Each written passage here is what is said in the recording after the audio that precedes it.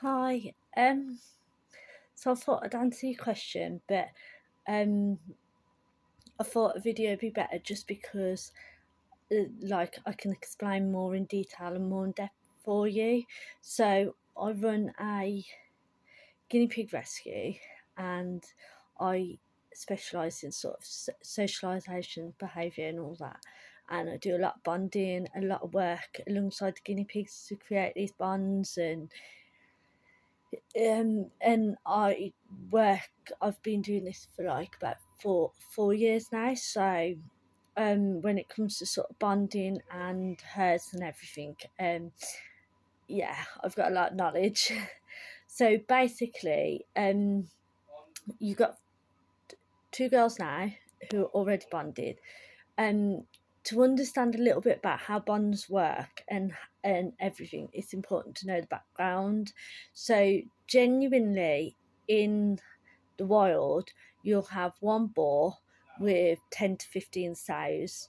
So naturally, boars are less herd orientated than females because boars take a natural lead role and there's only one of them within a herd, whereas females genuinely have to navigate a herd dynamic a lot more, and they have to work a lot harder.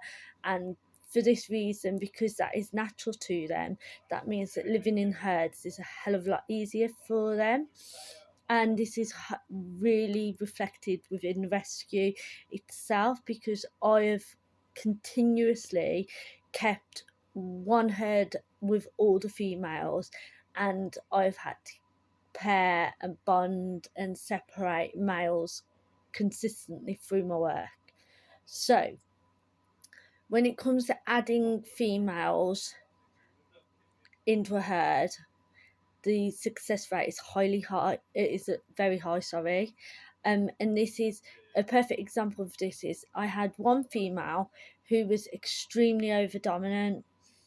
She had been in the herd for 2 years with me. She would function well in the herd, and she was absolutely fine in the herd. The moment I would try and take her out of the herd and bond her for rehoming as a 2 or 3, she would bully the females relentlessly because she couldn't cope not being in a herd environment. And in the end, she had to be rehomed into a herd environment.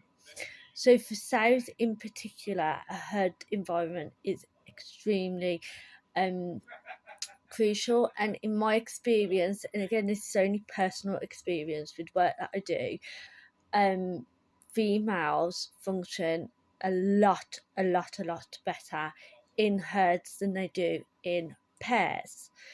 Normally when people adopt females off me, I will encourage to go for 3 females if possible, because of this sort of natural way that they are, because they're so used to herds and being in that dynamic. I do tend to try and encourage it where I can with females, whereas with boars I will not go there at all, not without people with experience and that. So with females, I highly recommend herds, which means for you to go from 2 to 4, this is actually something I would absolutely recommend. It can, depending on their personality, it can upset the dynamic. This doesn't mean that they're going to fall out though. It just means that the dynamic of how they work will change. So you may have someone else become more dominant, or you may have someone become more submissive. Now, this doesn't necessarily reflect the guinea pigs that you have and how they are right now. I've seen guinea pigs go from being highly dominant with one bonding that has gone ahead, and then gone highly submissive in the next bonding, and then gone back to dominant in the next, and so forth.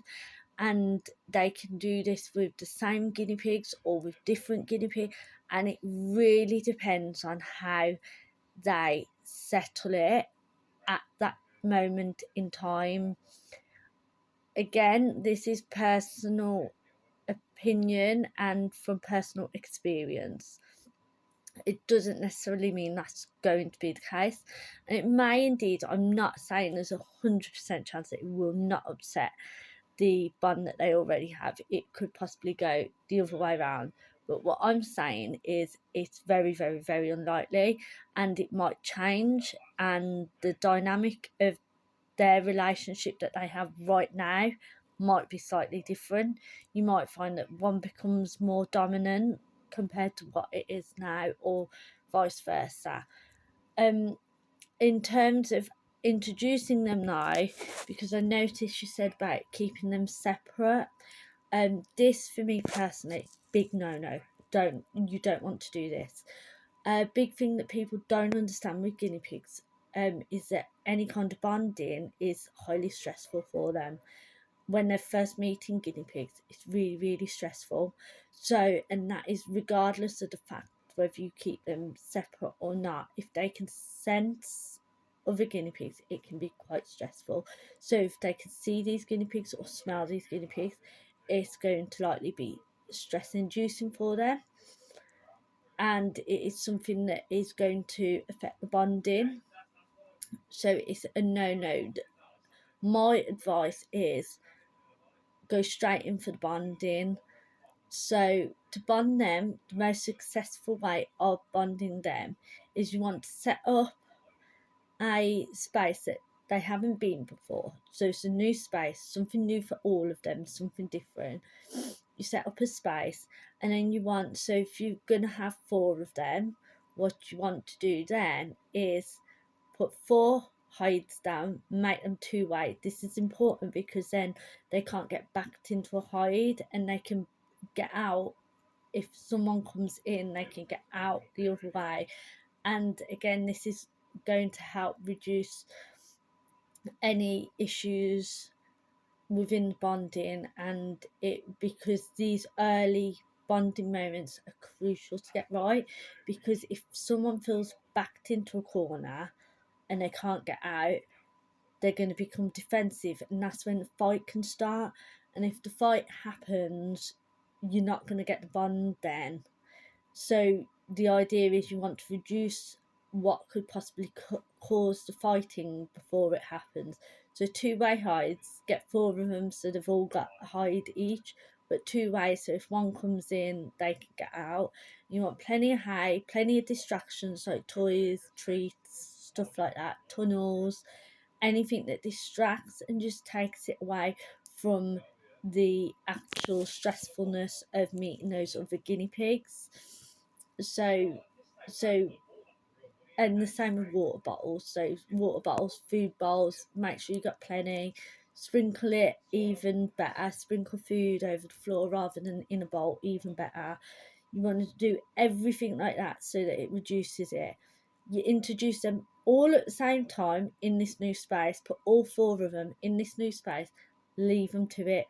One thing a lot of people don't understand about guinea pigs and why a lot of bondings can go wrong is guinea pigs do not work like humans. So guinea pigs restart if you interrupt. So if you stroke them while they're trying to sort out hierarchy and sort out how they're going to work and sort out their disagreements and whatnot, if you stroke them, if you get involved, if you move one of them, if you pick one of them up, if you step in the way, you risk them starting that process all from the start.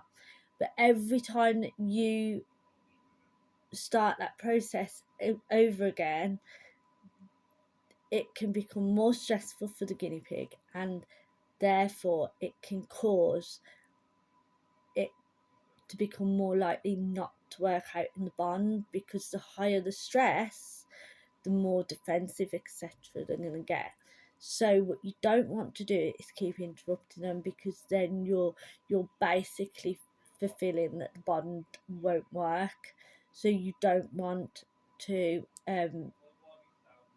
mess with them whatsoever. Basically, put them in, leave them. The only time you would mess with them is if there was the behaviours, like the red flags for those behaviours, such as chasing relentlessly, stopping others from eating, fur pulling, or obviously fighting. That is the only time you want to go in and you leave them. You just absolutely leave them. And another crucial point with bonding to increase the success rate of bonding is you need to let them all nap in this bonding space. You don't move them until they've all had a nap. You want them all, even if it's a 2-second nap, you need them all to have a nap. Once they've all had a nap, then they can come out, and the bonding, that initial bonding is done, and you're ready for the next phase, which is putting them straight into where they're going to live. You need it cleaned out, descented completely, make sure it's all descented. Don't put things in the same way that you've had for the original two.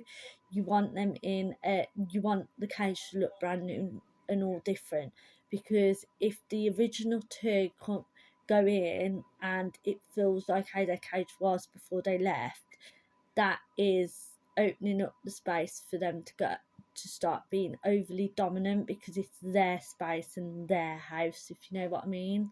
So you need a completely different setup. So move the hides, move the bottles, move the bowls, move everything about and make it different. That way, less likely to cause fallout again. And then you want to put them in the cage and you want to leave them to it, or their space, their enclosure, whatever, and you want to leave them to it for, I always recommend, a minimum of 24 hours. So you leave them in that cage without messing around with them for 24 hours. This allows them time to get to know each other and sort of just further that bond, so that they'll be, they can work on that relationship with each other and sort of, learn how they're going to work and how sort of their dynamic is going to be together. If you can leave them for 48 hours though, even better. If you can leave them for 48 hours, leave them for 48 hours in the cage. That's even better. Other than that, that is pretty much a bonding process, and that is pretty much going to give you the best outcome that you're going to get. It's really important to do it all in one swoop though, because like I said, if you put them where they can see or smell each other, you're possibly just making sure that they don't get along in the end. So you want it as quick and painless as possible, sort of like taking plaster off. Just put them in, get them in the cage when they're ready, obviously, and get it all smooth and all done in one go. Less stress on them means less likely to fall out at the end of the day. But as mentioned, girls are usually very easy bonders because of the fact that they are herd orientated anyway. Again, I'm not saying it's not going to upset the bond. It is possible that it will upset the bond, and it could upset the bond, but it's very unlikely. And in my experience, I personally never had it, and I've been doing this for 4 years. I've never had an introduction of a female into the herd ever upset any of the other members to the point where they've had to be removed from that herd. The only thing that it has done is change the dynamic of the herd. Usually, I did have 2 older girls. They were the sort of top of the hierarchy, because those older, whenever anyone else was introduced, they naturally took that role and they kept that role. Because they kept that role, they kept the dynamic of the herd, no matter who was coming in and out, quite similar. Since I've lost the 2 older girls, the herd dynamics change every time a lot more, and it's a lot more noticeable. Again, they don't fall out, it just, the hierarchy changes. That is all it is. But yeah, I think I've covered everything there. If there's any questions, just send me a message or drop me a comment or whatnot, and I'll answer it the best I can for you. and this 14 minutes is exactly what I said I'd do a video. But I hope that's helped you. Bye.